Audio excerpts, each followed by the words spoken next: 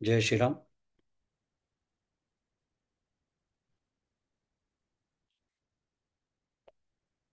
श्री ज्ञानेश्वरी भावदर्शन.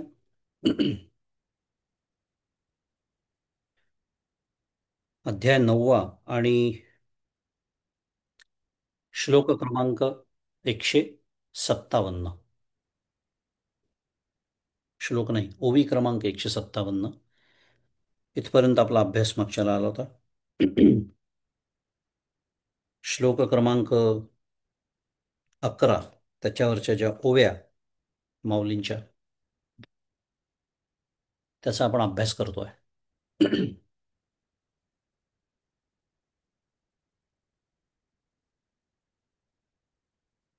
काय विषय सुरू आहे?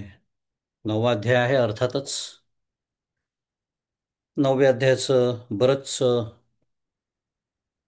वर्णन आपण याच्यापूर्वी ऐकलेलं आहे. 11व्या श्लोकापर्यंत आपण आलेलो आहोत.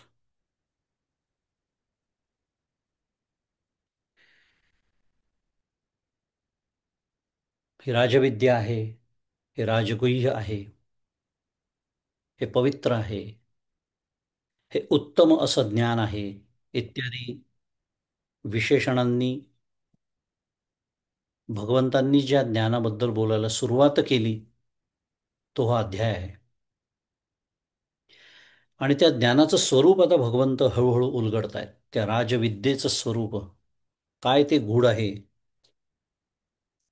ते अर्जुनासारखा शिष्य त्यांना लाभलेला असल्यामुळे ते उघड करतात आहे. आपल्या भाग्याने ते उघड करतात आहेत. विशेषतः गेले 2-3 श्लोक, आणि यांचा संदर्भ फार महत्वाचा आहे. कारण आता आपल्याला एक सवय असते की एक श्लोक आटोपला, उरकला, संपला, पुढचा श्लोक. तसं नसतं ते. आपण आता चर्चा करतो, एकमेकांशी बोलतो, तर आधीचा वाक्याचा संदर्भ घेऊनच पुढचं बोलतो की नाही, साधी गोष्ट आहे. पण तसा अभ्यास करत नाही आपण, ही समस्या आहे. या विषय निघाला म्हणून अनुषंगिक बोलतो थोडंसं. कधी असा प्रयोग करून पहा. सलग एखादा अध्याय वाचून बघा. अध्याय वाचा म्हणजे मी पाठांतर करा म्हणत नाहीये, पारायण करा म्हणत नाहीये. सलग एक श्लोक, त्याचा अर्थ, श्लोक अर्थ, श्लोक अर्थ, श्लोक अर्थ, मध्ये काहीही वाचायचं नाही. त्याचं विवेचन नाही, त्याचं स्पष्टीकरण नाही, काही नाही. एक अतिशय सुंदर संगती लक्षात येईल तुमच्या. त्याच्या काही अनुभवाचे विषय आहेत, अभ्यासाचे विषय आहेत. मुद्दा 10वा संपला, 11वा सुरू, 11 संपला, 12 सुरू, असं नाहीये ते. कारण भगवंत बोलतायत अर्जुनाशी. आता 11व्या श्लोकात काय म्हटलं आहे, त्याचा पुन्हा 12व्यामध्ये आपल्याला संदर्भ घ्यावाच लागणार आहे. किंवा 11व्यात जे म्हटलंय त्याचा संदर्भ 9 आणि 10शी आहेच. काय म्हटलं होतं 9 मध्ये? की मी निर्विकार आहे. जगाचं हे जे काही जगनिर्मितीचं हे जे काही कार्य आहे, उत्पत्तीचं, स्थितीचं, नाशाचं, त्याच्यामध्ये मी सक्त नाही. त्यामुळे ही कर्मे मला बद्ध करू शकत नाही. म्हणजे काय सांगणं चाललंय माहिती आहे? वर्णन आहे सुरू, पण माझं स्वरूप कसं आहे? परमेश्वर, भगवंत, सोपाधिक म्हणा की निरुपाधिक म्हणा, मी कसा आहे हे सांगणं सुरू आहे वेगवेगळ्या पद्धतीने. हा मुख्य विषय आहे जो विसरायचा नाही, म्हणजे आपली दिशा भरकटत नाही.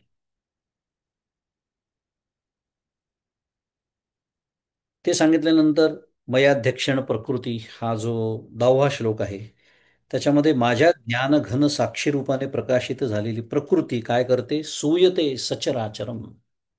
पुन्हा काय सांगणं सुरू आहे? अप्रत्यक्षरित्या माझं स्वरूप कसं आहे. मी नाही रे ते करत अर्जुना. मयाध्यक्षेण प्रकृती ही, किंवा मगाशी काय आधीच्या श्लोकामध्ये कुठेतरी काय म्हटलं होतं? प्रकृतीम स्वाम अविष्टभ्य विसृजामी पुनः पुन्हा. तेच सांगणं सुरू आहे.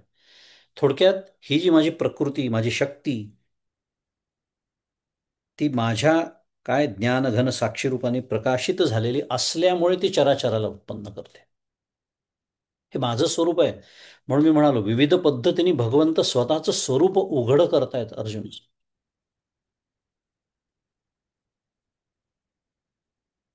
आणि मग हेतून आनेन कौंतेय जगद्विपरिवर्तते. त्यामुळे ते अखंड बदलत राहतं. आणि जो आपला चालू श्लोक आहे त्याच्यामध्ये भगवंतांनी सांगायला सुरुवात केली, अवजानंती माम मूढ मानुषीम तनुमाश्रितम.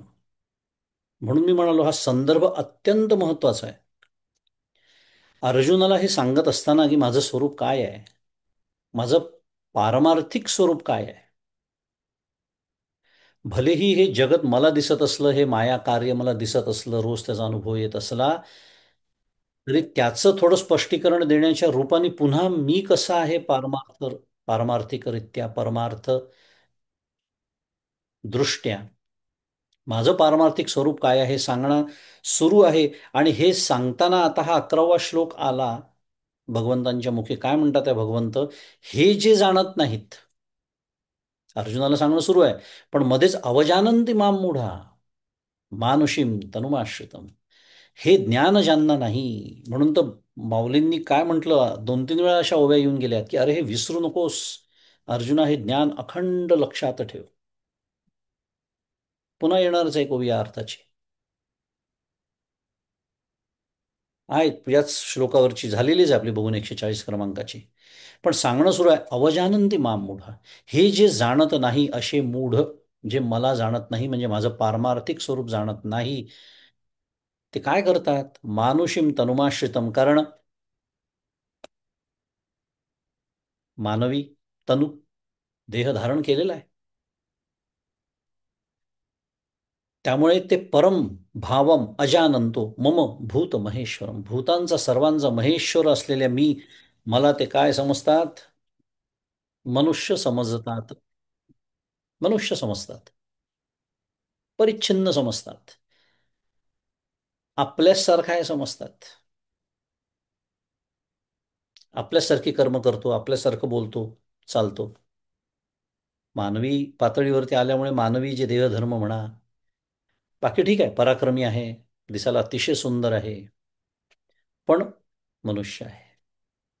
अवजानंती माम मूढा मानुषीम तनुमाश्रितम. त्यामुळे काय समजतात, मनुष्य शरीर धारण करणाऱ्या त्या भगवान गोपालकृष्णाला. आपण बोललो तो मागच्याला पुन्हा स्मरण करून देतो, पूर्ण संपूर्ण भगवद्गीतेमध्ये कुठेही श्रीकृष्ण उवाच नाही, भगवान उवाच आहे. भगवान या दृष्टिकोनातून या भूमिकेतून बोलतात आहेत.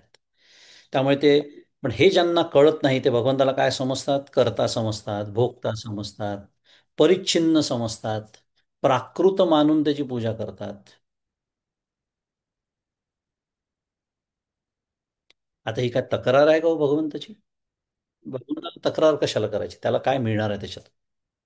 आपलं किती मोठं नुकसान होत आहे याच्यामध्ये हे सांगण्यासाठी हे सगळं सुरू आहे. फार महत्वाचा, खरं म्हटलं तर हा श्लोक आहे. सगुण निर्गुण जर समजून घ्यायचं असेल तर फार सुंदर श्लोक आहे. अवजानंती मामूढ. आणि अवजानंती या श्लोकावर भाष्य करताना आचार्य बोलले होते, आपण अभ्यास केला होता, अवज्ञाम परिभवम कुर्वंती. म्हणजे काय, परमात्म्याची काय करतात ते, म्हणजे परमेश्वराला असं समजणं ही परमेश्वराची अवज्ञा आहे बरं. त्याचा तो अनादर आहे. त्याचा तो अनादर आहे. एखाद्या महान व्यक्तीला आपण समजा सामान्य समजलो, तर हा त्याचा अनादर आहे की नाही. त्याच्या महात्म्याला न ओळखणं, त्याच्या सामर्थ्याला न ओळखणं, हा कशा म्हणजे, आपण ज्याला आस्तिक म्हणतो, नास्तिकाचा तर विषय सोडून द्या, पण आस्तिक असून सुद्धा माझ्याकडून असा अनादर होऊ शकतो, अवज्ञा होऊ शकते. अवजानंती माम मूढा. मला जर तुम्ही परिच्छिन्न समजलात, मला जर तुम्ही एक देशी माझी उपासना करत असाल, तर एका दृष्टीने काय आहे ते अवजानंती, कारण ती अवज्ञा आहे. आणि याच अध्यायामध्ये माऊलींनी अर्जुनाबद्दल काय शब्द वापरले होते? कसं एक छान या सगळ्याची संगती लागते पहा. सुरुवातीला तुम्हाला जर आठवत असेल अर्जुनाचं काय म्हणूया, अर्जुन तू कसा आहे का, म्हणून आता हे राजविद्या राजगुह्य मी जे शब्द वापरले, तर मी तुला हे ज्ञान का सांगतो आहे? अर्जुन कसा आहे? तरी परियेसी का प्राज्ञा, तू आस्थेचीच संज्ञा. बोललीये गोष्टीची अवज्ञा नेणसी करू. केलाय की नाही वर्णन अर्जुनाचं? का आठवण झाली आत्ता? कारण आचार्य काय म्हणतात आहे, अवजानंतीचा अर्थ काय आहे? अवज्ञाम परिभवम कुर्वन्ती. माझी अवज्ञा ते करतात मूढ लोक. आणि अर्जुन तसा नाही हे सांगणारं योगायोगाने ही ओवी आहे. तरी परियेसी गा प्राज्ञा, तू आस्थेचीच संज्ञा. जणू काही आस्था तुझ्या रूपाने प्रकट झाली आहे अर्जुना. आणि बोललीये गोष्टीची अवज्ञा निर्णसी करू. अवज्ञा म्हणजे अर्जुन कसा नाही, अवजानंती नाही.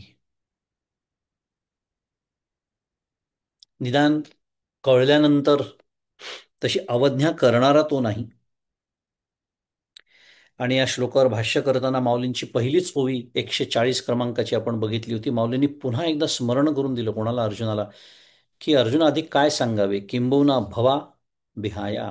तुला जर जन्म मरणरूप संसाराची भीती वाटत असेल याचा अर्थ तुला याच्यात पार व्हायचं असेल, म्हणजेच दुसऱ्या भाषेत माझ्या प्राप्तीची खरीच जर मनापासून तुझी इच्छा असेल, तर तू ही वर सांगितलेली प्रक्रिया सुरक्षित मनामध्ये ठेव. शुद्ध मराठीत काय दिलेले आहे? ज्ञानेश्वर महाराजांनी वॉर्निंग दिलेली आहे. कारण हे ज्यांच्या लक्षात राहत नाही त्यांची काय असते? स्थूल दृष्टी असते. स्थूल दृष्टीने ते भगवंताकडे बघतात. आणि मग अत्यंत मौलिक महत्वाची ओवी आपण मागच्याला बघितली होती, की हे जे भगवंताकडे बघणं आहे, हे जे भगवंताच्या खऱ्या स्वरूपाबद्दल असलेलं ज्ञान, अज्ञान म्हणजे ज्याला भ्रमज्ञान असं म्हणतात. भगवंताचं खरं स्वरूप जे आहे त्याच्याबद्दल मला वाटतं मला ज्ञान आहे. समस्या पहा काय आहे, मला वाटतं मला ज्ञान आहे, पण ते भ्रमज्ञान आहे. आणि तेच ज्ञान खऱ्या ज्ञानाच्या आड येतं. पै स्थूलदृष्टी येरवी स्थूलदृष्टी मूढ, माते जाणती किरत दृढ. ते जाणण्याच्या आड रिगोनी ठाके. काय सुंदर होई आहे. कारण ज्याला असं वाटतं की मला समजत नाही किंवा मला माहिती नाही, त्याला सांगण्याची शक्यता असते. व्यवहारातही आपण अनुभव घेतो. मला माहिती नाही, प्रामाणिकपणे प्रांजळपणे विनम्रतेने जेव्हा मनुष्य कबूल करतो की नाही मला नाही समजलं, मला हे समजून सांगा, शक्यता असते समजून सांगण्याची. पण ज्याला वाटतं मला समजलेलंच आहे आणि मला जे समजलं आहे तेच बरोबर आहे,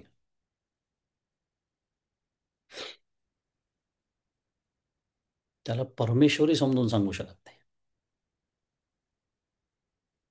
परी ते जाणणेची जाणणे आड रिगवणे ठाके. घट्ट जे धरून बसतात की हा परमेश्वर हा असाच आहे, हाच आणि एवढाच परमेश्वर, कारण माझ्या घरात ती मूर्ती आहे, तो परमेश्वर, संपला विषय. काय आहे माहिती आहे का, खूप याचे आपल्याकडे वेळ कमी पडतो नेहमी, पण याचे शुद्ध मराठीत इम्प्लिकेशन्स खूप आहेत. असं मी जरी आता आपल्याला हे ऐकल्यावर काय वाटतं, नाही मी नाही समजत तसं. येऊन जातं की नाही विचारमध्ये, मी असं अजिबात समजत नाही, मला चांगलं कळतं सगुण निर्गुण. प्रवचन करायला सांगितलं तरी मी बोलू शकतो 1 तास. हे असं वाटणं वेगळं. पण भगवंताची मूर्ती समोर असेल तर माझ्या मनातले विचार आणि माझं वागणं, आणि घराच्या बाहेर पडल्यानंतर, देवळाच्या बाहेर पडल्यानंतर माझं वागणं आणि माझे विचार, कल्पना करा, विचार करा स्वतःच्या अंतःकरणाचा. होतं की नाही आपलं?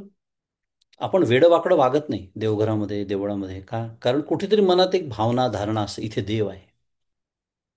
बाहेर रामकृष्ण हरी, ते प्रत्येकाचं आपापलं बघावं, बोलण्याची आवश्यकता नाही. पण सदा सर्वदा देव सन्निध आहे, समर्थ बोलतायत मनोबोधामध्ये. मी का बोललो हे? कुठेतरी मनात येऊन जातो विचार, हां ठीक आहे, जे अशी भक्ती करत असतील त्यांच्यासाठी आहे, माझ्यासाठी नाही. नाही. कुठेतरी काहीतरी कमी अधिक प्रमाणात मी सुद्धा बसतो. ही माळ आपल्या गळ्यात घालण्यासाठी बोलणं सुरू आहे, सावध करण्यासाठी.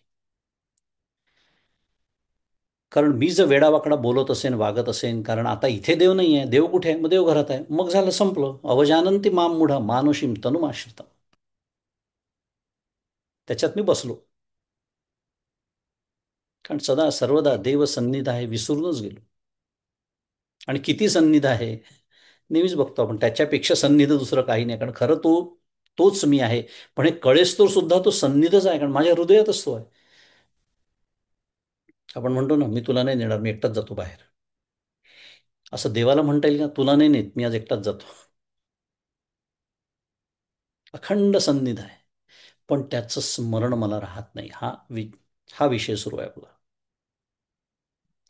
आणि मग ही जी स्थूलदृष्टी माझी होते, माझ्या नकळत होते, की देव देवघरात आहे, देव देवळात आहे. मुरगुडला गेलो सद्गुरूंच्या दर्शनाला, की माझ्यासारखा सज्जन कोणी नसतो. ते 2-3 दिवस मी इतका सज्जनतेने वागतो, की असं एखाद्याने बघितलं तर म्हणा, अरे बापरे, हे बहुतेक संतच. तशी गाडी बाहेर पडते मुरगुडातून. पहिले कांद्याची भजी इकडे चांगली मिळतात असं ऐकलं होतं. वडापाव. रामकृष्ण हरी. येरवी स्थूल दृष्टी मूढ, माते जाणते किरदृढ, परी ते जाणण्याची जाणणे आडरी कोणी ठाके. हे जे भ्रमज्ञान आहे ना, याच्यामुळे ते प्रमाज्ञान होत नाही. म्हणून म्हटलं, एक वेळ मला समजत नाही, मी जाणत नाही म्हणणं परवडलं, कारण तिथे सांगण्याची शक्यता असते. आणि ते प्रामाणिक असेल तर ते समजून घेऊन तसं वागण्याची शक्यता असते. पण ज्यांनी एकदा ठरवलं,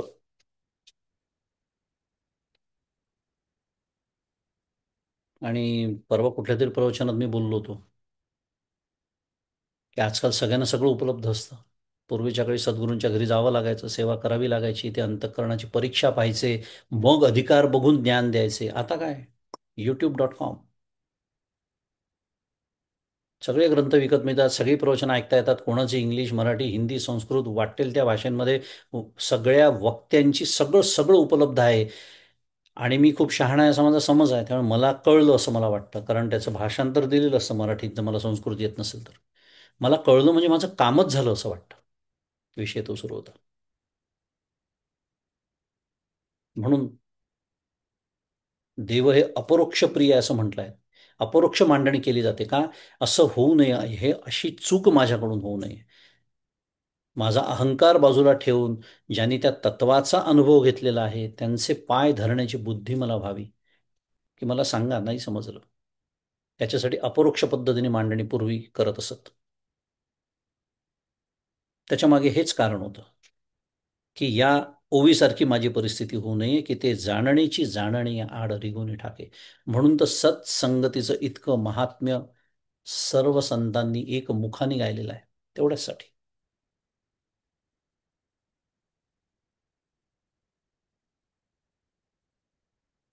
आता 140 मध्ये माऊलींनी सांगितलं, की तू हे अर्जुना लक्षात ठेव, जर मला माझ्या प्राप्तीची तुझी खरी मनापासून इच्छा असेल, आणि हे जर लक्षात राहिलं नाही तर काय होतं हे सांगणार आहे. सगळ्या ओव्या बघितल्या आपण, अनेक दृष्टांत माऊलींनी दिले.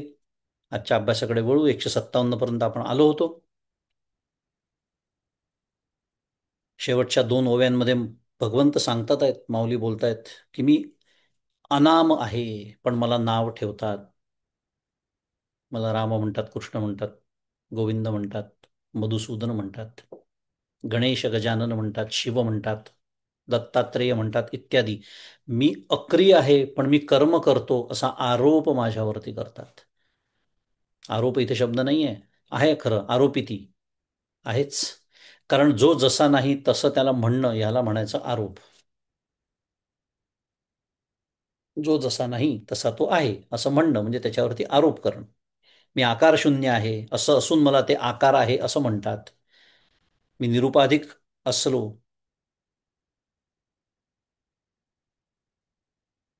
तरी काय करतात, मला आकार आहे असं समजून ध्यानावाहनादी षोडशोपचार अर्पण करतात आणि मी निर्गुण रूपाने शास्त्र विधिरहित असून माझ्याशी स्नानादी आचाराचा व्यवहार करतात.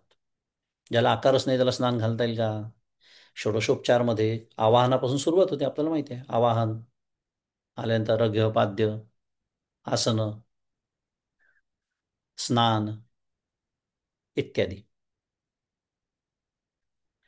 पुढे माऊली म्हणते, मज वर्णहीना वर्ण गुणातीतासी गुण, मज अचरणा चरण अपाणिया पाणी. 158 क्रमांकाची ओवी आहे की मी ब्राह्मणादी वर्णहीन, कुठलाच वर्ण मला नाही, किंवा शुक्ल, रक्त, पीत, कृष्ण या रंगांनी रहित असून मला ब्राह्मणादी वर्ण आणि शुक्लादी वर्णयुक्त मानतात. मी गुणातीत असूनही माझे ठिकाणी सत्य कामत्व, सत्य संकल्पत्व, सर्वज्ञत्व हे गुण मानतात. मला पाय नसताना पाय, हात नसताना हात मानतात.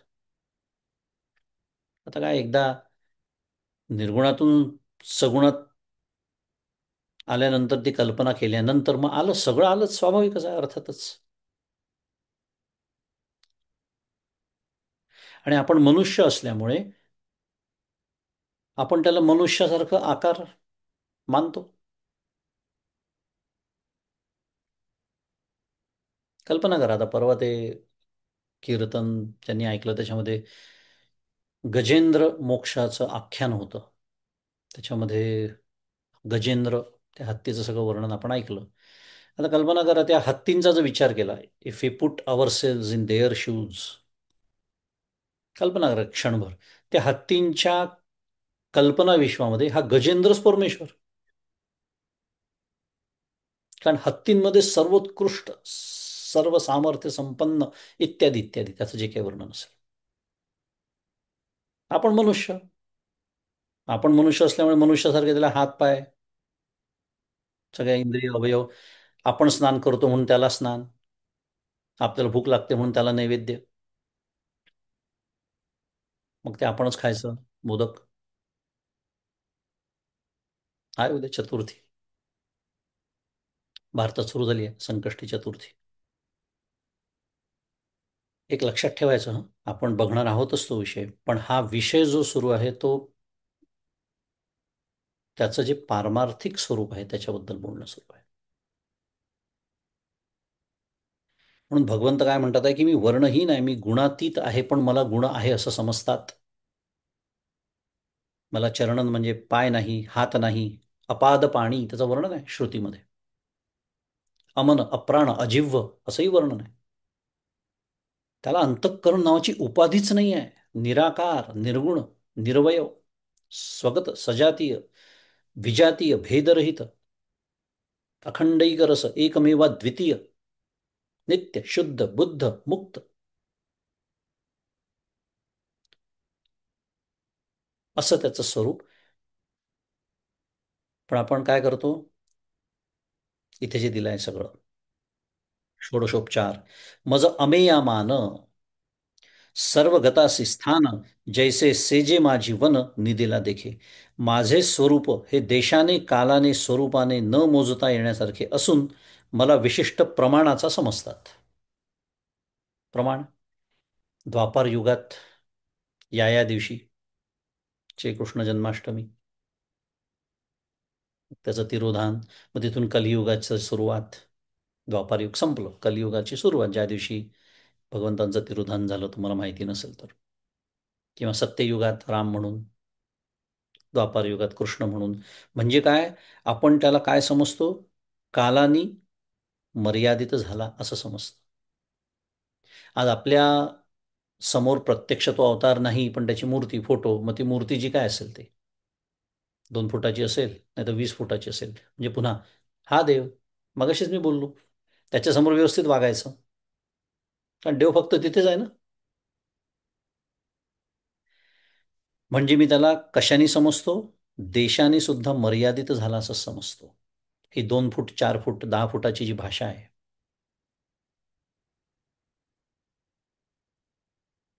आणि इथे म्हटलं, मी सर्व व्यापक असूनही मला राहण्याकरता मंदिरांचे स्थान निर्माण करतात. किंवा माझे स्थान मंदिरात पाहतात, जो आपण मगाशी विषय बोललो.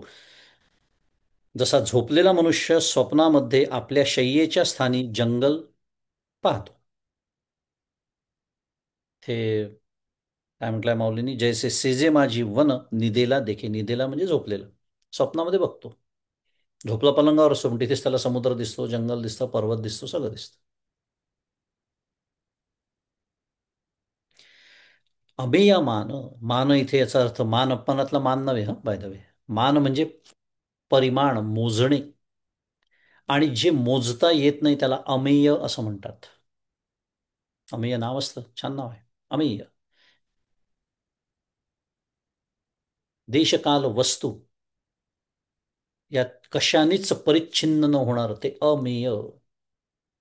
जसं आकाश. दृष्टांत खूप छान आहे, समजायला सोपा पण आहे.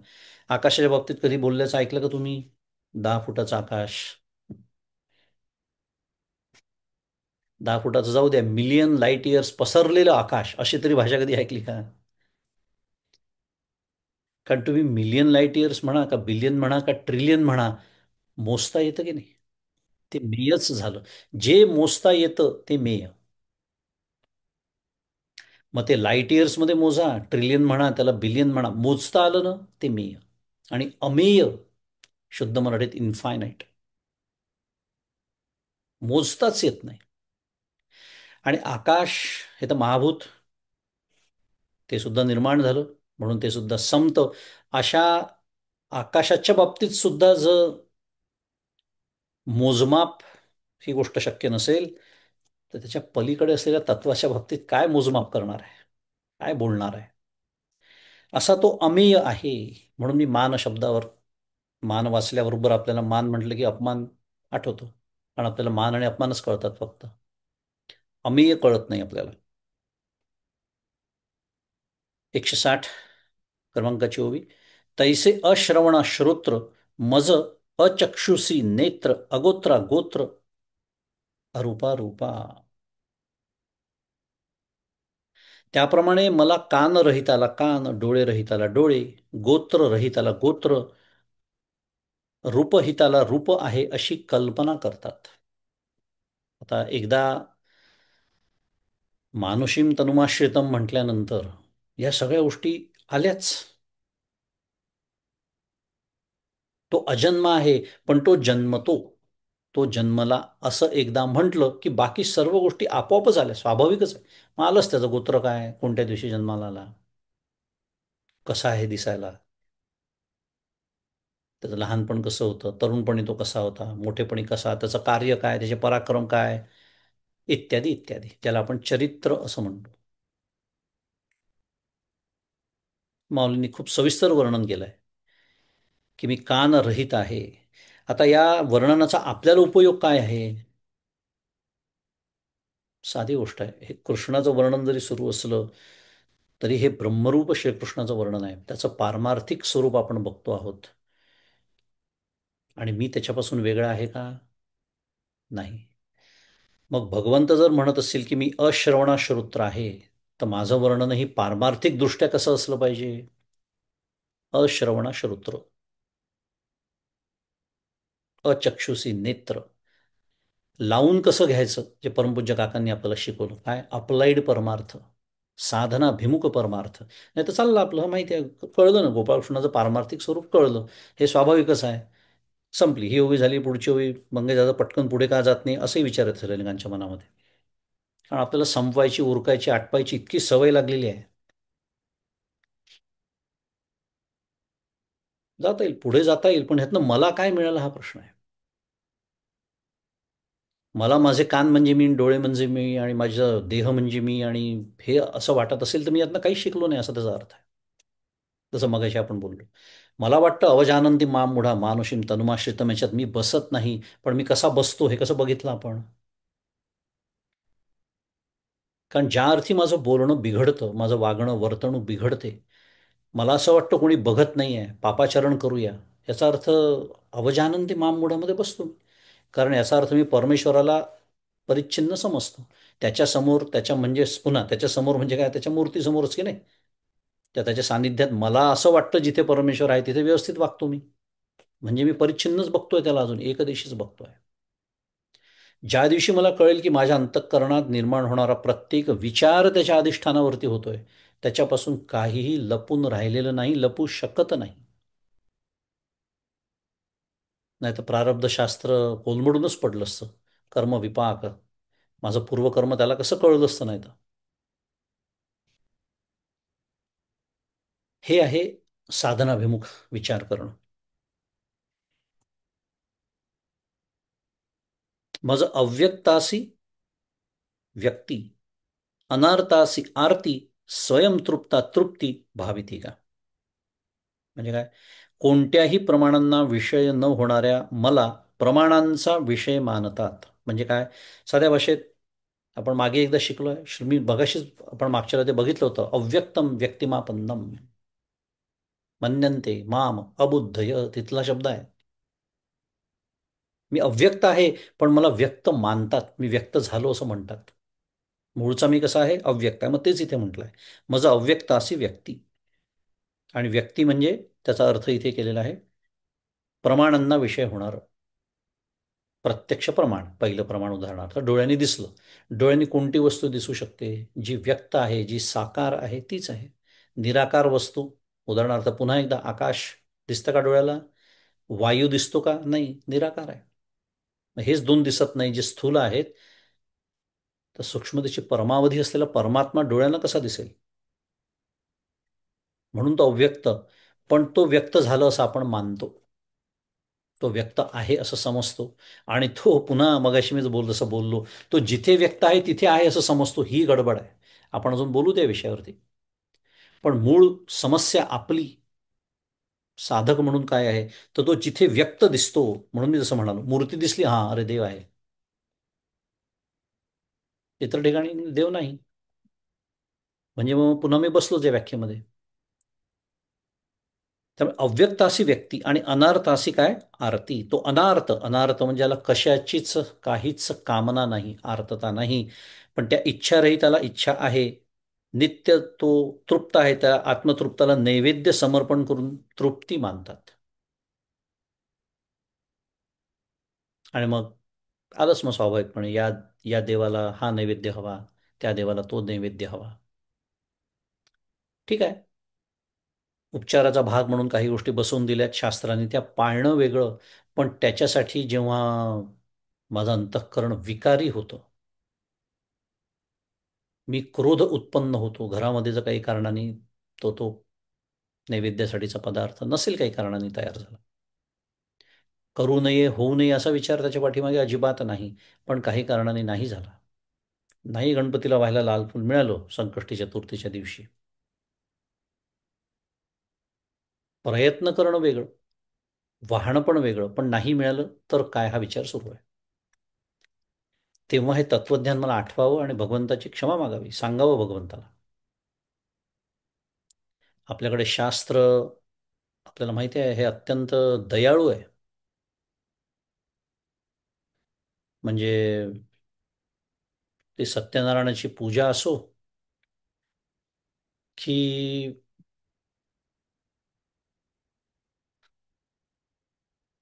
अंतिम क्रियेचं श्राद्धाची क्रिया असो, एकदम दोन टोकं दाखवली मी. शास्त्राने प्रत्येक ठिकाणी आपल्याला अपवाद दिलेला आहे, सांगितलं आहे. अच्छा, हे शक्य नाही का, मग हे करा, हे शक्य नाही का, मग ते करा, तेही शक्य नाही, मग हे करा.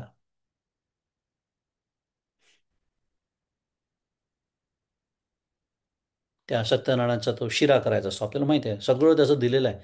काय प्रमाण किती, तूप किती, न साखर किती, न रवा न हे न ते. ते नसेल तर कणकेचा करा म्हटलेलं आहे. शुद्ध तूप नसेल, दुसरं कुठलं तरी तूप घ्या. साखर नाही, गूळ घ्या. काहीच नाही, तेही शक्य नाही आहे, तेवढं सुद्धा आर्थिक ऐपत नाही आहे.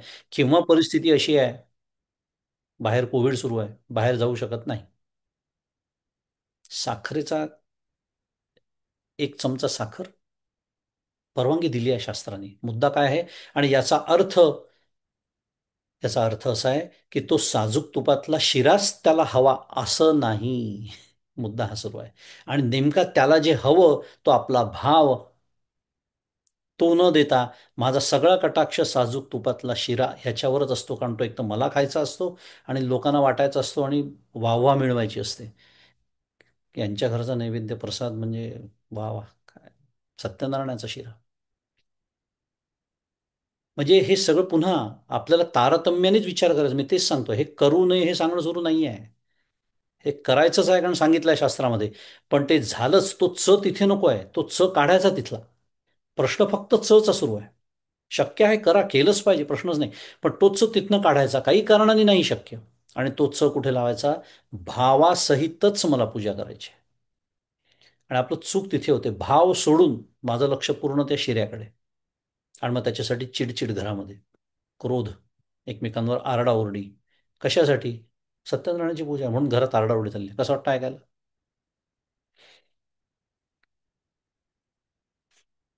मुख्य भाव आहे.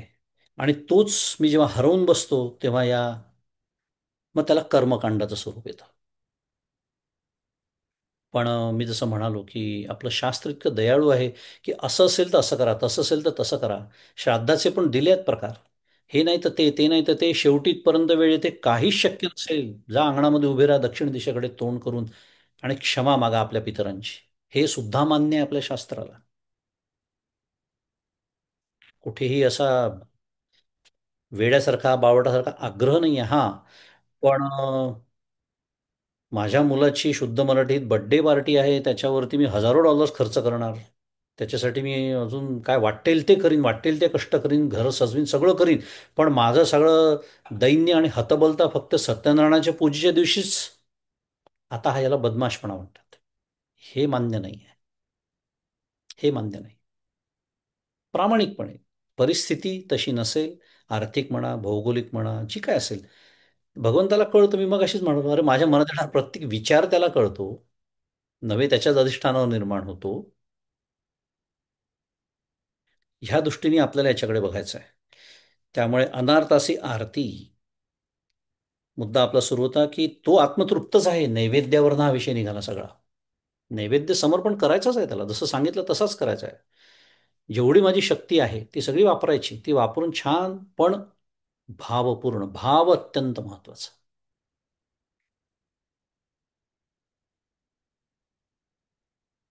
ज्यांना शक्य आहे ते चांदी काय सोन्याच्या ताटात नैवेद्य वाढू शकतात. आपल्याला शक्य नाही, आपण वाढावं आपल्या स्टीलच्या ताटात. काही बिघडत नाही. कारण चांदी आणि स्टील आणि सोनं आणि लोखंड सगळं त्यानेच दिलेलं आहे, त्याचंच त्याला अर्पण करतोय आपण खरं. पुढे म्हणतात, मज अनावरणा प्रावरण भूषणातीतासी भूषण मज सकळ कारणा कारण देखती ते. की मी परमार्थतः अखंड उघडा असताना मला पांघरू पाहतात, अनावृत्त. जसं दागिना बघत असताना सोनं आवृत असतं का अनावृत्त असतं, सांगा बरं? माझं लक्ष दागिन्याकडे आहे. हा दोष माझा आहे, माझ्या दृष्टीचा आहे का सोन्याचा आहे? सोनं अनावृतच आहे. तसं परमार्थतः अखंड मी उघडा, याला म्हणतात दिगंबर. दिगंबरचा खरा अर्थ तो आहे बरं. शंकराचं वर्णन बऱ्याच वेळा करतात दिगंबर म्हणून. ते मला पांघरू पाहतात, व्यापकाला मला पितांबर नेसवतात. मी भूषणातीत असूनही मला किरीट, कुंडले, हार इत्यादी भूषणे अर्पण करतात. मी सर्व कार्याचे, म्हणजे जे जे कार्य आपल्याला जगत कार्य दिसतंय, मी सर्व कार्याचे साधारण कारण असूनही माझ्या उत्पत्तीला दशरथ वासुदेवादी कारण आहे असे मानतात. दुसऱ्या भाषेत ते सांगणं सुरू आहे, माझा जन्म झाला दुपारी 12, रात्री 12, मध्ये उत्सव, किंवा कोण्या विशिष्ट कार्याचे कारण मी आहे असे पाहतात. ज्याच्या असण्याने कार्य होतं आणि नसण्याने कार्य होत नाही त्याला कारण असं म्हणतात. कारणाची व्याख्या आहे. आणि म्हणून भगवंत इथे म्हणतात आहे की सर्व कार्याचे साधारण कारण मी आहे, स्वाभाविकपणे आहे. कारण पुन्हा एकदा प्रकृतीम स्वाम अवष्टभ्य, किंवा मयाध्यक्षेण प्रकृती सूयते सचराचरम, साधारण कारण आहे. अध्यक्ष म्हणून तिचं ग्रहण केलेलं आहे, तिला प्रदान शुद्ध चैतन्य ते प्रदान केलेलं आहे म्हणून ती कार्य करते आहे, साधारण कार्य आहे. पण मी काही करतो असं म्हणतात, जणू काही मीच ते करतो किंवा माझ्या उत्पत्तीला दशरथ वासुदेवादी कारण आहे असं मानतात इत्यादी. मज सहजाते करीती स्वयंभाते प्रतिष्ठिती निरंतराते आव्हानिती विसर्जिती गा. मी सहज नित्य सिद्ध असून माझी मूर्ती घडवतात, जी आम्ही घडवणार आहोत आता भाद्रपद महिन्यामध्ये. मी स्वयंभू असताना माझी प्रतिष्ठा करतात, आम्ही प्राणप्रतिष्ठा गणपती बाप्पाची करणार आहोत. मी सर्वत्र सर्व काळ असताना माझे आवाहन करतात आणि विसर्जन करतात, आम्ही 10 दिवसांनी त्याचं विसर्जनही करणार आहोत. पुन्हा आपल्याला काय शिकायचं आहे याच्यातून, काय बोलणं सुरू आहे, सगुणाचा निषेध करणं सुरू नाही आहे. मी जेव्हा असं समजतो की गणपती फक्त भाद्रपदातच येतात आणि ते येतात, मुख्य महत्वाचं, आणि ते जातात, आणि तो गणपती आला की मी त्याला बजावून सांगायला कधीच विसरत नाही, त्वम अवस्थात्रयातीता त्वम देहत्रयातीता त्वम कालत्रयातीता. तो आलाही म्हणायचं, त्याचं विसर्जनही करायचं आणि त्यालाच सांगायचं त्वम अवस्थात्रयातीता त्वम कालत्रयातीता. मग परमपूज्य काका जसं म्हणतात, एक दिवस तो खवळून अंगावर आला, मला नको सांगू मी कसा आहे, तू कसा आहे पहा स्वतःचं तोंड आरशात. गजाननाला माहिती नसेल का तो कसा आहे? त्याला माहिती आहे मला समजत नाही ही समस्या आहे.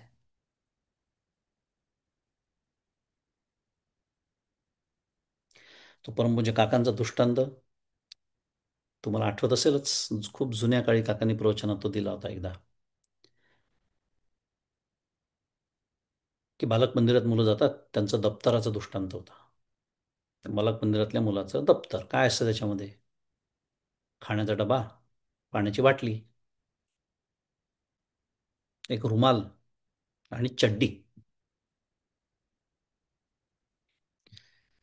मग आता तो मुलगा 5वीत गेला, 9वीत गेला, 10वीत गेला, त्याच्या काका म्हणतात त्याच्या दप्तराचा तो शेवटचा घटक तरी कमी व्हावा की नाही. म्हणजे बालक मंदिराचं दप्तर जर पाहिलं, त्याच्यामध्ये पुस्तक नाही, वही नाही, पेन नाही, पेन्सिल नाही, खोडरबर नाही, शिक्षणाशी संबंधित काहीच नाही. पण असं दप्तर चालतं का 5वीमध्ये? असं दप्तर 10वीत चालतं का, 12वीत चालतं का? PhD तर दप्तरच न्यावं लागत नाही. हा दृष्टांत झाला बरं का. मी जर गणपती येतात आणि गणपती जातात असं समजत असेल, तर माझं बालक मंदिराचं दप्तर आहे. आणि हा दृष्टांत देण्याचा मला आता आठवण्याचं कारण हे, की शिक्षणाची सुरुवात बालक मंदिरातच होते, हेही विसरायचं नाही, हा मुद्दा आहे. पण मी आयुष्यभर बालक मंदिरात राहणं हे भूषणास्पद नाही. कधीतरी मी 2रीत जावं, कधीतरी 5वीत जावं, कधीतरी 10वीत जावं, कधीतरी 12वी, मग स्नातक, ग्रॅज्युएट, डॉक्टरेट, PhD.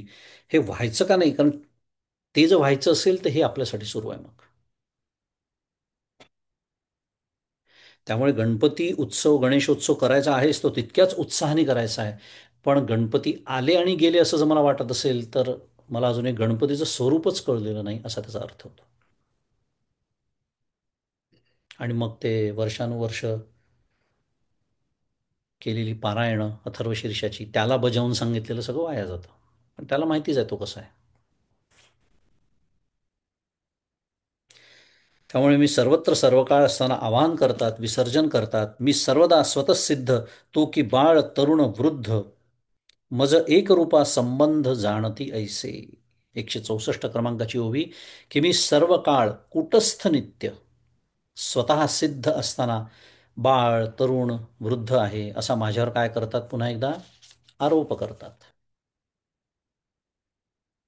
आणि मी सर्वांशी एकरूप असताना माझा वसुदेव देवकीशी पुत्र रूपाने, रुक्मिणीशी पती रूपाने, अनिरुद्ध सांबाशी पिता रूपाने, भक्ताशी भज्य रूपाने संबंध आहे असे जाणतात. थोडक्यात पुन्हा तेच सांगणं सुरू आहे. निर्गुण निराकार एकमेव द्वितीय असं सगळं असताना संबंध, कुठल्याही प्रकारचा संबंध म्हणा, सिद्धच कसा होईल? पुन्हा पारमार्थिक स्वरूपाचं वर्णन सुरू आहे.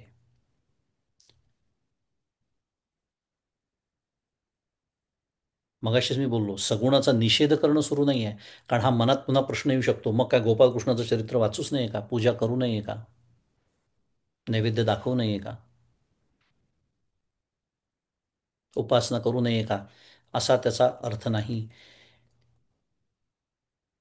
मज अद्वैतासी दुजे मज अकर्तयासी काजे, मी अभोक्ता की भुंजे ऐसे म्हणते.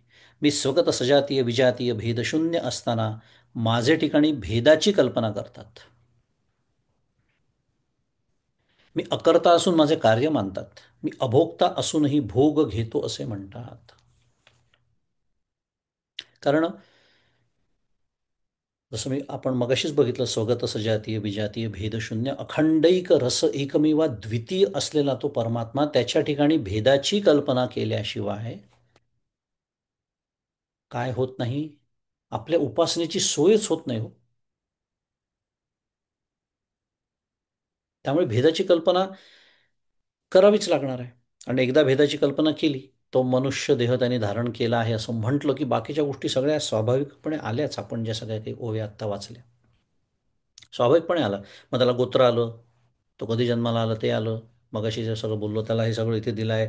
बाळ, तरुण, वृद्ध या सगळ्या अवस्था आल्या, त्याचे पराक्रम आले, त्याचं चरित्र आलं, सगळं काही आलं. पारमार्थिक स्वरूपाने तो कसा आहे, अभेद आहे, एकमेव द्वितीय, कारण द्वैत सिद्धच होत नाही.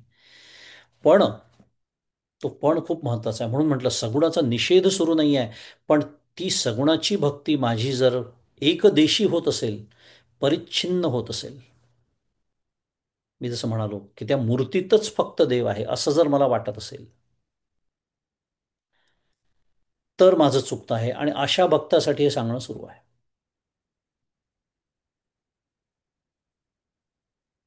पण भक्ती जर करायची झाली, म्हणजे उपासना करायची झाली, तर देव आणि भक्त हे द्वैत स्वीकारावंच लागणार आहे.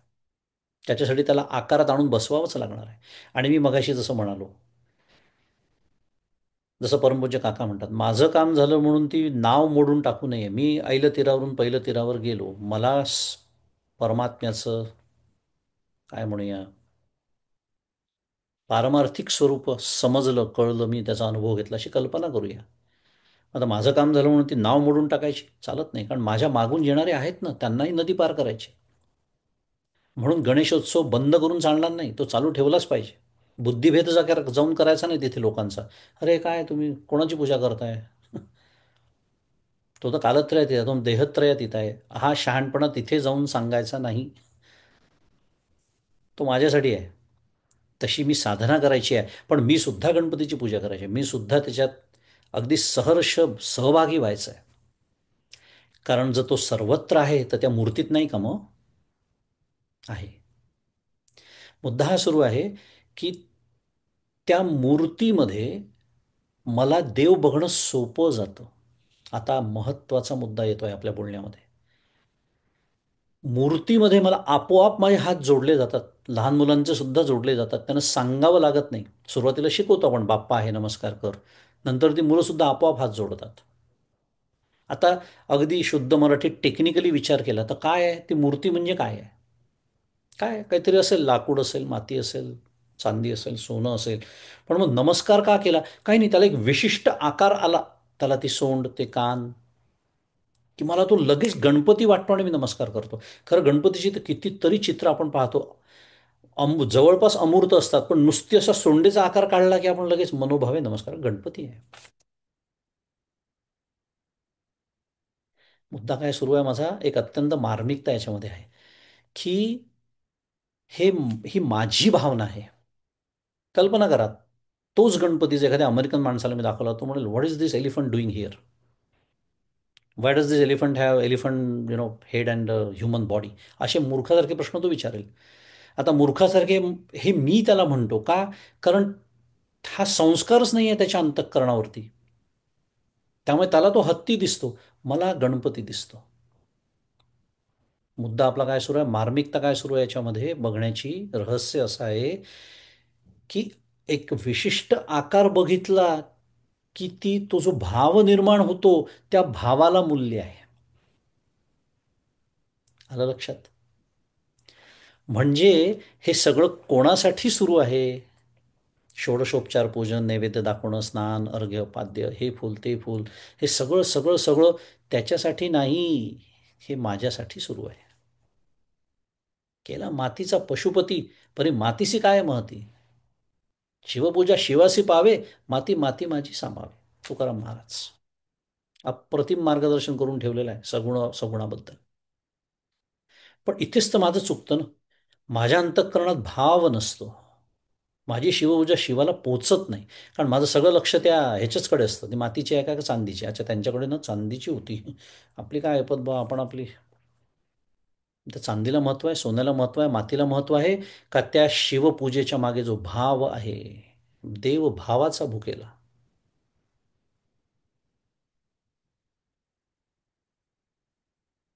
बरं. भक्तिप्रांतातली अजून एक मजा असते. भक्ती भक्ती म्हणून खूप छान असते, खूप गोड असते. का? कारण भगवंत सांगतात आहे, 165 क्रमांकाची ओवी मी आत्ता वाचली. काय? मज अद्वैतासी दुजे, मज अकर्तयासी काजे.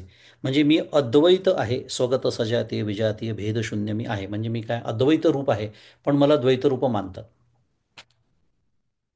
तुकाराम महाराज काय म्हणतात? तुमचा तुम्ही केला गोवा, आता चुकविसी देवा. तुकाराम महाराजांचा अभंग आहे.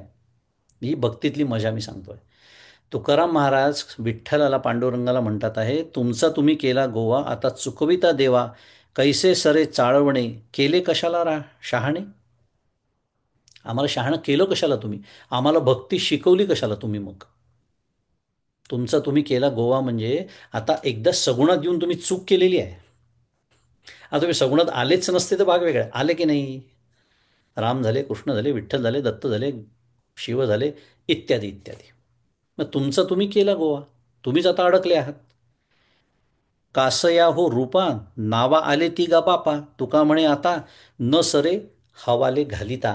म्हणजे आता आम्हाला दुसऱ्या कोणाचाही हवाला देऊ नका. आम्ही हे तुमचं बोलणं अजिबात मान्य करणार नाही. कोणतं? मी अद्वैत आहे, मला दुजा नाही, मी अव्यक्त आहे, मी अनाम आहे, हे जे काही सगळे आपण ओवे आत्ता वाचल्या, हे एक सुंदर गोड भांडण आहे देवाशी. तुम्हाला काय वाटतं, तुकाराम महाराजांना समजलं नाही पांडुरंग विठ्ठल कसा आहे? नाही. कारण तेच तुकाराम महाराज म्हणतात, ते हे परब्रह्म उभे विटेवरी. ते हे ते कळलेलं आहे. म्हणून हेही तेच आहे, हे त्यांच्या म्हणण्याला अर्थ आहे. माझी समस्या आहे, मी फक्त हेच समजतं, मला ते कळलेलंच नाही आहे, ही समस्या आहे माझी. किती गोड आहे पाय सगळं. ज्यांना ते पण कळलेलं आहे आणि ते कळून सुद्धा ते हे असं म्हणून त्याची पूजा करतात, त्याची उपासना करतात, ज्याला ज्ञानोत्तर भक्ती असं म्हणतात. कारण ते आता विभक्त राहिलेलेच नाही आहे. ते भक्त एकरूप झालेले आहे विठ्ठल पांडुरंगाशी. पण त्या एकरूपतेमध्ये हा जो आनंद आहे भक्तीचा, तू देव मी भक्त ऐसे करी, तो आनंद तिथे नाही. म्हणून तुकाराम महाराज म्हणतात आहे विठ्ठलाला, की आता ही भाषा आम्ही खपवून घेणार नाही. एकदा तू आला की नाही सगुणात, तू चूक केली की नाही सगुणात देण्याची, आता तू अडकला. आता हे नाही बोलायचं मी अद्वैत आहे आणि मी असा आहे. हां, आम्हाला तर भक्तीचा आनंद घ्यायचा आहे. तू आमचा देव आहेस, मी आम्ही तुझे भक्त आहोत, उपासक आहोत. पण हे कोण म्हणू शकतो? अशी असा आनंद कोणाला मिळू शकतो? जो खरा भक्त आहे, तो त्याचा खरा भाव आहे, खरं प्रेम आहे, खरी शरणागती आहे. तोच देवाशी असा भांडू सुद्धा शकतो. तोच देवाला असं सांगू शकतो, की असं म्हणू नाही शकत आता तुम्ही, आम्ही नाही खपून घेणार, कोणाचाही हवाला देऊ नका आम्हाला आता. पण काय, माझ्याकडे तेच नाही, बाकी सगळं काही आहे. साजूक तुपातला शिरा मी दरवेळेला करतो. पुन्हा मी सारखं सांगतोय, आक्षेप त्याच्यावर नाही आहे, जरूर करावा तो, पण तो भावासहित करावा. तर त्या सत्यनारायणाच्या पूजेलाही अर्थ आहे आणि सर्वच पूजांना, सर्वच उपासनांना अर्थ आहे. मज अकुळाचे कुळ वानिती, मज नित्याचेनी निधने शिणती, मज सर्वांतरा ते कल्पिती, अरी मित्रगा. मी कोणत्याच कुळात जन्माला येत नसूनही माझे रघुकुल यदुकुल मानून त्याचे वर्णन करतात. मी नित्य असूनही माझ्या शरीराच्या निधनाने दुःखी होतात. गोपालकृष्णाचं श्राद्ध केलेलं आहे. गुहेतून बाहेर नव्हता आला 15 दिवस तेव्हा. बलरामासहित सगळे परत गेले. आता काही हा येत नाही.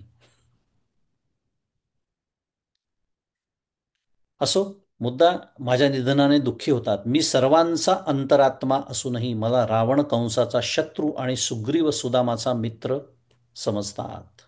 म्हणजे काय? रावण असो, कंस असो, सुग्रीव असो की सुदामा असो, सुग्रीव आणि सुदाम्याच्या हृदयामध्ये परमेश्वर आहे. मग रावण आणि कंसाच्या हृदयात काय कोळसे भरले आहेत का? नाही. त्यांच्याही हृदयात परमेश्वरच आहे. सर्वांचा अंतरात्मा तोच आहे. पण काय म्हणतात? नाही, तो रावण आणि कंसाचा शत्रू आहे आणि सुग्रीव सुदामाचा मित्र आहे. म्हणतो की नाही आपण?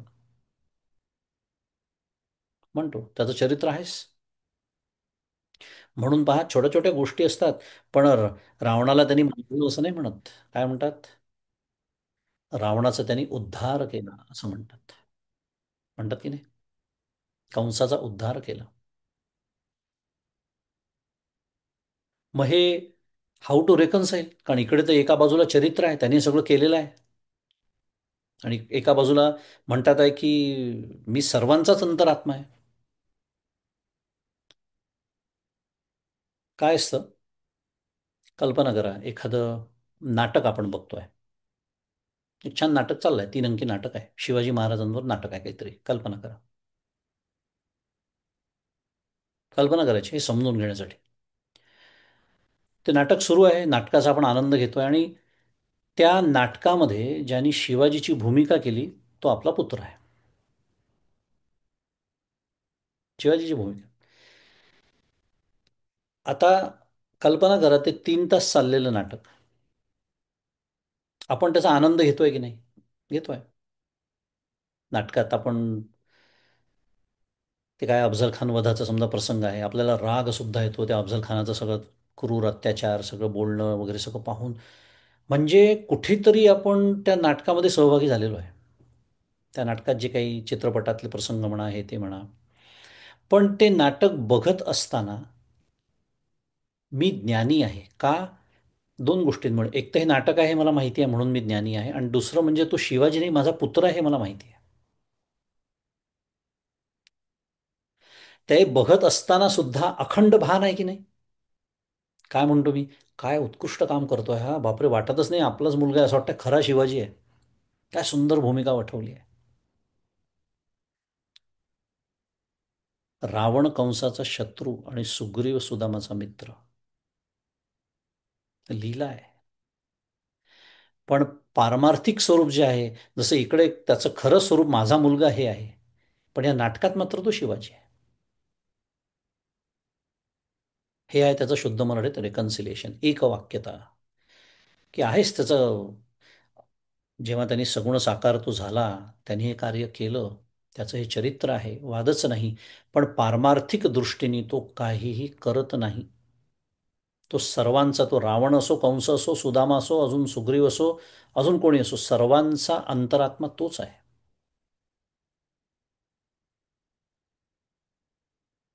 मी स्वानंदाभिरामू तया मज अनेक सुखांचा कामू, आघवाची मी असे समू की म्हणती एकदिशी. मी स्वरूपभूत आनंदामध्ये सर्वतोपरी रममाण होणारा असून. म्हणजे काय? भगवंत आपल्याच महिम्यामध्ये स्थित असतात, नेहमी लक्षात ठेवायचं. अरे, ज्याने हे संपूर्ण विश्व निर्माण केलं, संपूर्ण विश्वाचा पोशिंदा तो आहे, तो काय इच्छा करणार आहे कशाची? कल्पना करा. त्यामुळे आपल्या आनंदामध्ये सर्वतोपरी रममाण होणारा असून मला त्या असून त्या वैषयिक सुखांची इच्छा आहे. मी संपूर्णपणे सर्वरूप असूनही मला देश परिच्छिन्न म्हणतात. ते सांगणं सुरू आहे. त्यामुळे पुन्हा एकदा दुसऱ्या भाषेमध्ये तो गोपालकृष्ण देव म्हणजे परमेश्वर भगवान आहेच, ते श्रीराम आहेतच, पण तेच देव आहे म्हटलं की चुकलं. ती झाली एकदेशी परिच्छिन्न भक्ती. देव फक्त देवळात आहे, देव मूर्तीत आहे म्हटलं की चुकलं. मूर्तीत तो आहे. दुसऱ्या भाषेत बोलू. गाईतला देव बघणं सोपं आहे, कुत्र्यातला देव बघणं आम्हाला कठीण जातं, डुकरातला देव बघणं कठीण जातं. तर घेतलाय खरं त्यांनी वराह अवतार दाखवून देण्यासाठी. पण आम्हाला गाईतला देव बघणं सोपं जातं. देव सर्वत्र सदा सम आपण सारखं बघतोय. रीता ठावया राघवे विण नाही.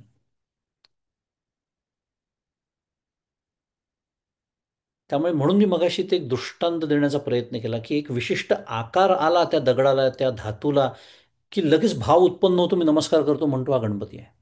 हा माझा भाव आहे. ज्याला काहीच माहीत नाही तो अमेरिकन मनुष्य काय म्हणेल मी मगाशीच बोललो. मग त्या आकारापुरती मर्यादित आहे का तो? असं जर मी समजलो तर माझं चुकलं. हे मुख्य सुरू आहे. मुख्य धागा हा सुरू आहे. तो तर निराकार आहे. त्याला मी आकार माझ्या सोयीसाठी देतो. गोल करंगळीत गोल कृष्ण, धनुष्यबाण दिसला राम. हे माझ्यासाठी सुरू आहे. हे नेहमीसाठी लक्षात ठेवायचं. म्हणून त्याचा एक महत्त्वाचा भाग असा आहे की पूजा करताना, देवाची पूजा जी रोज पूर्वीच्या काळी लोक करायचे, गमतीचा विषय, आजही करणं अपेक्षित आहे. पण ती पूजा करताना हे जर लक्षात राहिलं की पूजा माझ्यासाठी सुरू आहे, देवासाठी नाही. कारण मी समजतो देवासाठी आहे, म्हणून तर ती करून टाक, उरकून टाक, तू करून टाक, मला वेळ नाही. किंवा देवाची भीती. 50 देव गोळा केलेले असतात, यांनी दिलेले, त्यांनी दिलेले, मला आवडलेले, बाजारातून आणलेले. मग त्याला 2 तास लागतात पूजेला, एवढा वेळ नाही आयुष्यामध्ये. अनेक समस्या असतात. खरं आचार्यांनी पंचायतनं पूजा करायला सांगितलेली आहे, ते आपल्याला माहीत नसतं. मुद्दा एवढाच आहे, हे माझ्यासाठी सुरू आहे. जिमला जातो की नाही? नियमित जातो. वा वा, म्हणजे काय, चालायलाच पाहिजे, व्यायाम करायलाच पाहिजे. का बरं? कारण ते माझ्यासाठी सुरू आहे, माहिती आहे. त्याच्यासाठी कुठल्या शाळेत जाऊ नाही लागत शिकायला. मी व्यायाम केला तर माझी तब्येत चांगली राहणार आहे. मी चालायला गेलो, फिरायला गेलो, काय जे काय असेल ते केलं, योगासनं केली तर माझी तब्येत चांगली राहणार आहे. हे मला कळतं म्हणून अगदी प्रामाणिकपणे करतो, धडपड करून करतो. पण पूजा माझ्यासाठी करतो हे लक्षातच राहत नाही. त्याला मी काय देणार आहे? सगळं त्याचंच आहे. पुन्हा सांगतो, शिवपूजा शिवासी पावे, हे आपल्याला याच्यातून शिकायचं आहे.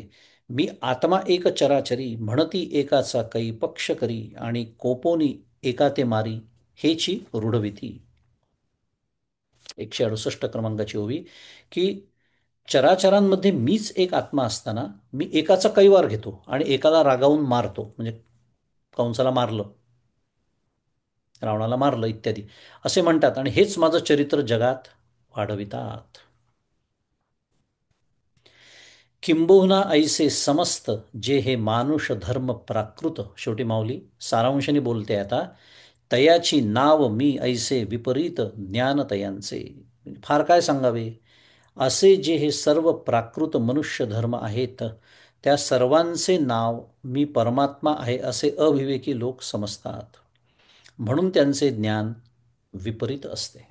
मूळ मुद्दा आपला काय सुरू होता, त्याच्यासाठी हे सगळं इतकं वर्णन माऊलींनी केलं. तो मूळ मुद्दा पुन्हा, येरवी स्थूल दृष्टी मूढ, माते जाणती किरदृढ, परी ते जाणण्याची जाणणे आडरी गोनी ठाके. विशेषतः जे द्वैतवादी आहेत ना, द्वैतवादी आपल्याला माहिती आहे अनेक संप्रदाय आहेत,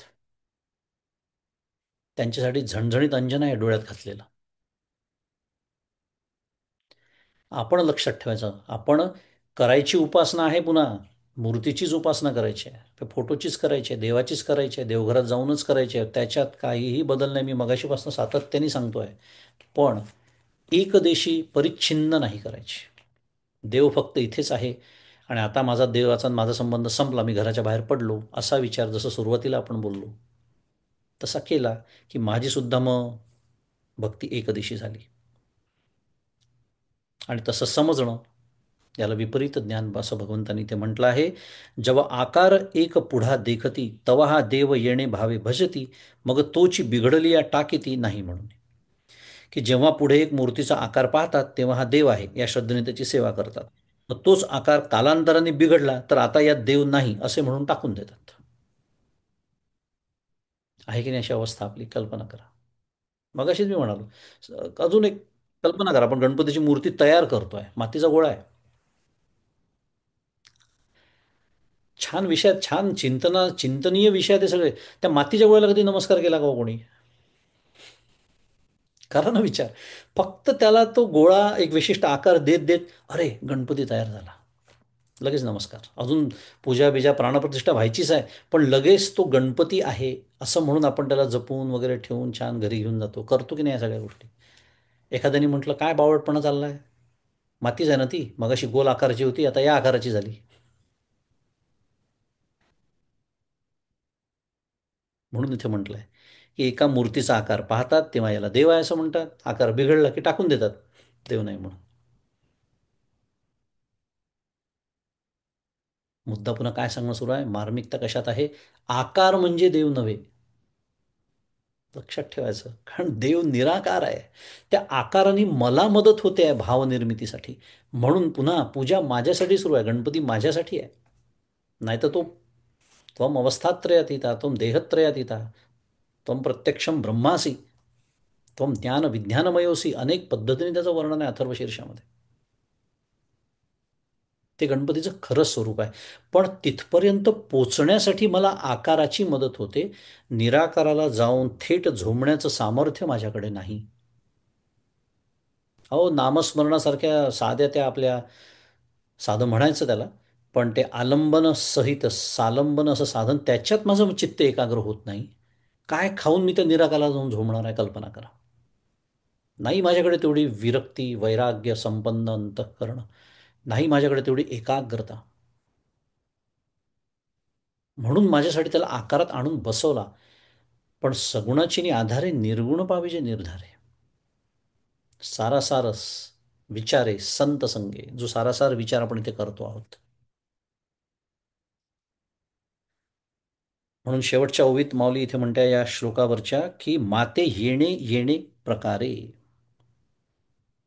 जाणती मनुष्य ऐसेनी आकारे, म्हणून ज्ञानाची ते अंधारे ज्ञानासे करी.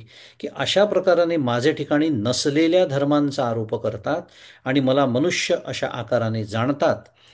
म्हणून त्यांचे भ्रमज्ञानच माझ्या प्रमाज्ञानाला अंधार म्हणजे प्रतिबंध करीत असते. आता भ्रमज्ञान प्रमाज्ञान आपण केला आहे अभ्यास मागच्या वेळेला त्याचा. आणि पुढे लिहिलाय महाराजांनी की या सर्व ओव्यांचे तात्पर्य मूर्तीपूजेचा निषेध करण्यात नाही. जे आपण गेले 1 तास अखंड त्याचं चिंतन करतो आहोत. किंवा देव सगुण शरीरी होत नाही हेही सांगण्यात नाही आहे. कारण देवाचा अवतार प्रत्यक्षात खरंच झालेला आहे, त्याचं लीला आहे, त्याचं चरित्र आहे. त्याच्यावरच्या श्रद्धेला धक्का लावणं हा याचा उद्देश नाही. उलट त्या श्रद्धेचा, त्या चरित्राच्या अभ्यासाचा, त्या चरित्र गायनाचा, त्या पारायणाचा, त्या नामस्मरणाचा उद्देश काय आहे हे समजून सांगणं चाललं आहे. सगुणाचे आधारे निर्गुण पाविजे निर्धारे. निषेध तर सोडूनच द्या, उलट त्याचा उद्देश, ती गोष्ट आपल्याला कुठे घेऊन जाणार आहे हे सांगतात आहेत. म्हणून तो देव सगुण शरीर होत नाही असं सांगण्यात त्याचा हे नाही आहे तात्पर्य. तर देव एकदेशी आहे आणि सगुण साकारच आहे.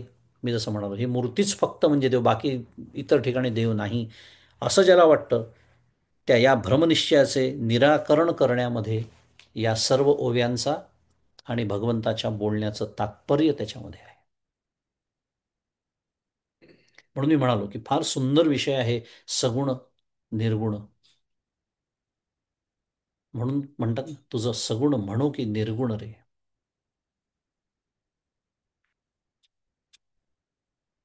असा तो भगवंत. 171 क्रमांकाच्या ओवीपर्यंत आपला अभ्यास पूर्ण झाला. पुढे 12 क्रमांकाचा श्लोक. आपली वेळ तशीही पण संपलेली आहे. आपण आज थांबूया आणि माझी भक्ती, माझी उपासना, माझी साधना, माझा भगवंताबद्दल असलेला भाव हा एकदेशी नसायला हवा. असेल तर तो दुरुस्त करून घ्यायला मी हवा. परिच्छिन्न मी म्हणून देवाकडे बघत असेन, तर तसं न बघता सदा सर्वदा देव सन्निध आहे याचं अखंड स्मरण ठेवून ती भक्ती मी करावी आणि अशी भक्ती सर्वांना जमावी अशी सदिच्छा व्यक्त करूया आणि हे चिंतन पुष्प सद्गुरूंच्या चरणी अर्पण करू. श्री सद्गुरुनाथ महाराज की जय. जय जय रघुवीर समर्थ.